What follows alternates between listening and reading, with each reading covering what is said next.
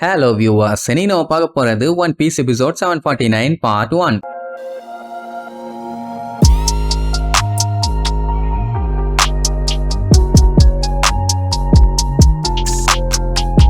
Open பண்ணா போன பாட்டுல நம்ம போய் அந்த ஏவலோனை தூக்கி போட்டு மிதின்னு மிதிச்சு திரிய விட்டுட்டான்ல. இத்தனைக்கு அவன் வச்ச பாம்புல அவனே கொண்டு போய் வாய வச்சுட்டான். சரி, இனி பிரச்சனை ஓவர், இங்க இருந்து கிளம்ப வேண்டியதான். ஆனா இங்க இருந்து மேல போறதுக்கான ஒரே வழி இந்த ரயில் ரோடு மட்டும்தான். ஏன்னா இவங்க அள்ளி போடுற ஓர் எல்லாத்தையுமே இதுதான் மேல கொண்டு போகும். இதுல டிராவல் பண்ணி போனா இதுக்கப்புறம் என்ன இருக்குது ஏது இருக்குன்னா இங்க இருக்கவங்க யாருக்குமே தெரியாது. சரி, இனி அதெல்லாம் எதுக்கு, இவங்களுக்கு பிரச்சனை கொடுத்துட்டு இருந்தவங்கள நம்ம பையன் பொழந்து கட்டிட்டான். இனி ஜம்முன்னு கிளம்ப வேண்டியதானே. பார்த்ரோமியோக்கு ரொம்பவும் சந்தோஷம். ஏன்னா அவன் கூட சேர்ந்து சண்டை போட்டது அவன் டீம்ல ஒரு ஆளா இருக்கிற மாதிரியே அவனுக்கு ஒரு ஃபீலிங். இங்க இருந்து போலான்னு சொன்னா அடப்பட்டு இருந்தவங்க எல்லாம் இந்நேரத்துக்கு சந்தோஷமா கிளம்பி இருக்கணும்ல. ஆனா யாருமே கிளம்பல. ஏன் அவனுக்கு வரலன்னு கேட்டா, இவனுக்கு இப்படி தப்பிச்சு மேல வராத பில்லு மட்டும் கண்டுபிடிச்சானா மறுபடியும் அடி தொவன்னு துவச்சு பயங்கரமான பனிஷ்மெண்ட் எல்லாம் கொடுத்து திருப்பியும் இங்கதான் கொண்டு வந்து விடுவான். அதனால எதுக்கு இந்த தேவையில்லாத பஞ்சாயத்து, பேசாம இங்கேயே இருந்துக்கலாங்கிற மாதிரி முடிவு பண்ணிட்டாங்க. ஆனா பார்த்ரோமியோ லூஃபி இருக்கும்போது நீங்க ஏன் கவலைப்படுறீங்க, அவன் 100 பேரு இல்ல 1000 பேரு இல்ல 10,000 பேரு இல்ல 100 மில்லியன் பேருக்கு ஈக்குவல் அப்படின்னு பில்டப்பா பண்ணி அவங்களுக்கு தைரியம் கொடுக்க ட்ரை பண்ணுவான். ஆனா அவங்க அதை ஏத்துக்கிற மாதிரி இல்ல.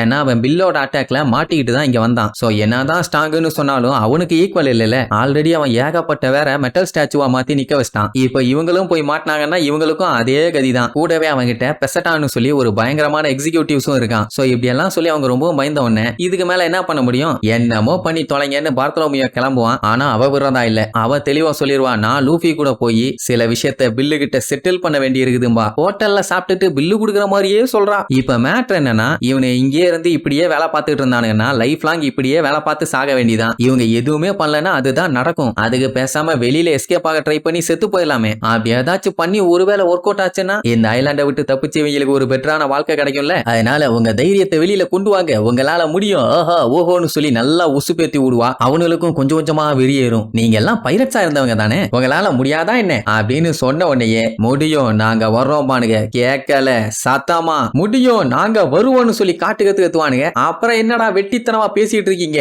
வாங்கல போலான்னு உடனே லூஃபி சிரிச்சிட்டு லெட்ஸ் கோன்ட்டு ஓட ஆரம்பிச்சிருவான். சோ இப்படி எல்லாருமே மொத்தமா சேர்ந்து அந்த ட்ராக்ல வந்துட்டு இருக்கும் போது ஆப்போசிட் சைடுல 2 பேரு பரவாயில்லையே இவ்வளவு தூரம் வந்துட்டீங்களான்னு கெனான வச்சு டப்புன்னு சுட்டுவானுங்க. ஆனா இவனுங்க மட்டும் சுட்டா பரவாயில்லையே, மேல இன்னும் எக்கச்சக்க கெனான்ஸ் அங்க எங்கன்னு அடி வச்சிருக்கானுங்க. சோ அதெல்லாம் டம்மு இவனு நின்னுட்டு இருக்க இடத்த சுட்ட உடனே அந்த ட்ராக் தாங்காம அப்படியே கொலாப்ஸ் ஆக ஆரம்பிக்கும். சோ அத்தனை பேருமே துப்புன்னு கீழே விழ ஆரம்பிச்சிருவாங்க. நல்ல வேளை லூஃபி பலூன் மாதிரி உடம்ப நல்லா பெரிய சைஸுக்கு ஊதி எல்லாரையும் அவன் மேல விழ வச்சிருவான். இல்லன்னா கீழே விழுந்து செத்துருப்பானுங்க. அலி நம்ம பார்த்ரோமியோக்கு லூஃபி மேல விழுந்ததுல அவ்வளவு சந்தோஷம். சோ இப்படி அவங்க தப்பிச்சு போக வேண்டிய அந்த ட்ராக்கையே மொத்தமா கொலாப்ஸ் பண்ணிட்டானுங்க. என்ன அந்த பெரிய சைஸ் கட்டையெல்லாம் மேல வந்து விழ வரும். நல்ல வேளை நம்ம கூட பார்த்ரோமியோ இருக்கிறதுனால அவன் பேரியரை வச்சு எல்லாத்தையுமே தடுத்துருவான். அப்ப மேல இருந்து அந்த பெசட்டாங்கிறவன் சூப்பர் அப்பு செமையா பண்ணீங்க வேற மாதிரின்னு பயங்கரமா போசலா கொடுப்பான். டிசையர் கடுப்பாயிடே விளக்கண்ண இந்த வேலையையும் பில் தான் பண்ண சொன்னானு கேட்டா ஆப்வியஸ்லி அதுல என்ன டவுட்டுமா அப்படின்னா எங்க எல்லாத்தையுமே புதைக்க போறியான்னு கேட்டா அப்படி மொத்தமா புதைச்சிட்டா இவங்க பிசினஸ் பாதிக்கப்படும்ல. அதனாலதான் இவனே களத்துல இறங்கி இவங்க 3 பேர்த்தையும் காலி பண்ணலான்னு முடிவு பண்ணிட்டான். அவனுங்க வழக்கம் போல வேலையை பார்ப்பானுங்க, எந்த ஒரு கவலையும் இல்ல. உடனே பார்த்ரோமியோ கடுப்பாயி அவன் பேரியரை வச்சு ஓங்கி ஒரு அடி அடிப்பான். மேல அட்டாக் பண்ண நின்னுட்டு இருந்தவனுங்க எல்லாம் அப்படியே திருச்சிருவானுங்க. அதுக்கப்புறம் தான் பெசட்டாக்கு தெரியுது அவனோட பேரியர் எந்த அளவுக்கு ஆபத்தானதுன்னு. டேஞ்சர் மட்டும் இல்லடா கொய்யால, இதை வச்சு நான் என்ன வேணாலும் பண்ணுவேன், எங்களுக்கு இந்த ட்ராக் எல்லாம் தேவையே இல்லடா விளக்கண்ணு அவனோட ஸ்டெப்ஸை உருவாக்குவான். கொக்கா மக்கா இங்க இருந்து அவங்க நிக்கிற இடத்துல இருந்து ஐலாண்டோட டாப்புக்கே அந்த ஸ்டெப்ஸ் போகும். லூஃபி எல்லாம் பார்த்துட்டு அசந்துருவான். சரி ரைட் நான் ஃபர்ஸ்ட் போறேன் அவன் அடிச்சு பிடிச்சு கிளம்பிடுவானா. அடுத்து பார்த்ரோமியோ, அதுக்கு பின்னாடி டிசையர், அதுக்கப்புறம் மத்தவங்க எல்லாம் வருவாங்க. பார்த்ரோமியோ லூஃபி கூட பண்ற ஒவ்வொரு விஷயத்தையுமே என்ஜாய் பண்ணி தான் பண்றான். அந்த பெசட்டாக்கு இன்னொரு மேட்டரும் நல்லாவே தெரியும். அவனால ஒரு டைம் பேரியரை உருவாக்கிட்டா அதுக்கப்புறம் 2வது டைம் உருவாக்க முடியாது. அது மட்டும் இல்லாம அந்த பேரியருக்கு லிமிட்டும் இருக்குது. அதனால அவங்களால உருவாக்கி ஓடதான் முடியும், தப்பிக்க முடியாதுன்னு சொல்லிட்டு ஏகப்பட்ட பீரங்கி குண்டை வச்சு அட்டாக் பண்ணுவான். அது டைரக்டா இவங்களை நோக்கி தான் வரும். ஆல்ரெடி நம்மளால ஸ்டேர் கேஸை உருவாக்கிட்டான். இதுக்கப்புறம் எப்படி பேரியர் உருவாக்கி அதை தடுக்கிறது. சோ கண்ணா பின்னாடி விழுந்து பயங்கரமா வெடிக்கும். அது எல்லாத்துலயுமே கஷ்டப்பட்டு தப்பிச்சு அடிச்சு புடிச்சு மேல ஓடுவாங்க. இப்படியே அட்டாக் போய்கிட்டே இருக்கும். அந்த பெசட்டாவோட ஆளுங்க வேற ஏதாச்சும் வேலையை பண்ணணும்பாங்க. ஏன்னா இந்த மாதிரி எல்லாம் அட்டாக் பண்ணா அவங்க எஸ்கேப் ஆக நிறைய வாய்ப்பு இருக்குது. ஆனா அவனும் சாதாரண ஆளு இல்ல.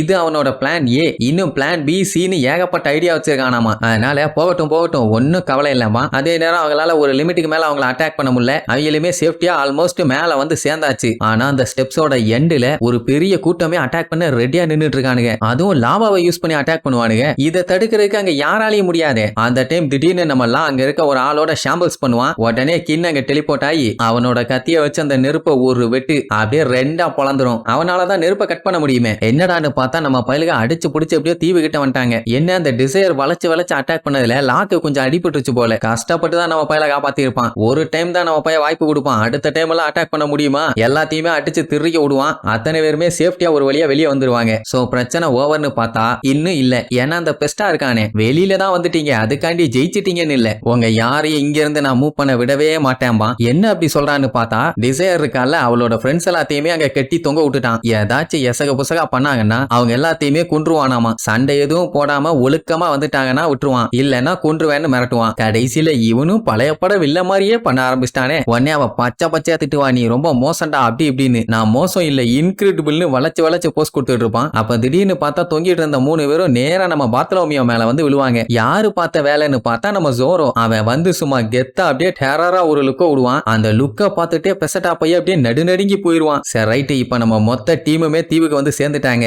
இதுக்கப்புறம் அந்த பில்ல நம்மளுக்கு எப்படியெல்லாம் கிழிச்சு தொங்க விடுறாங்கன்னு அடுத்தடுத்த எபிசோட்ல பார்க்கலாம். டாடா.